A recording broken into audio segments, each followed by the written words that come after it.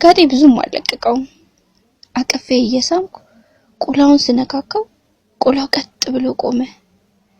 ልብሳችን አውልቀን አልጋው ላይ ወደቀን። ከላይ እንዲሆን አደረኩትና ቁላውንም ሲውስጥ አስገባሁት። ከላይ ሆኖ መብዳት ጀመረ። ፊልም ላይ ያይ ስለነበር ጎበዝ በጂ ነበር። እየበደኝ ጡቶቼን እያሻሸ ይስማቸዋል። ወገቡን አቅፌ ጠንካራ ቁላውን እያጣጣምኩ ነው። ገባ ወጣ እያደረገ በዳኝ።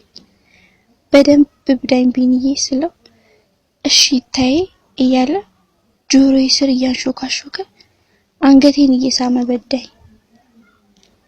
አበዳዱን ሲያፈጥነው ሊረጭ እንደሆነ ገባኝ። በእግሮቼ ወገቡን ጥብቅ አድርጌ ይዤ የድንግል ስፐርም እምሴ ውስጥ አስረጨሁት። ትንሽ ትንፋሻችን እንደሰበሰብን እምሴን እንዲጠባልኝ ነገርኩት።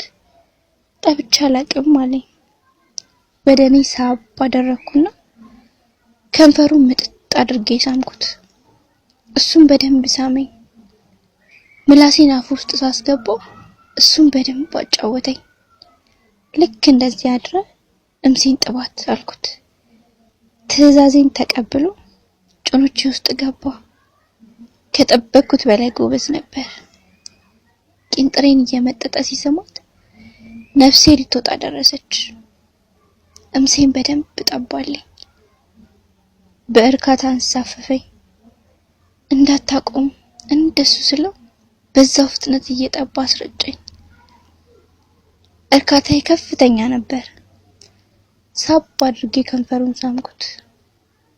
የእምሴን ጣዕም ከንፈሩ ላይ አገኘሁት። እቅፍ አደረኩት። አልጋው ላይ አስተኛሁትና ቁላው መጥባት ጀመርኩ። ቁላው አፌ ውስጥ እያደገ ቀጥ ብሎ ቆመ። ቆለቶቹን እያጫወትኩ ስጠባለት ስሜን መጥራት ጀመረ። እኔም ውስጥ ድረስ እያስገባው ጠባሁለት።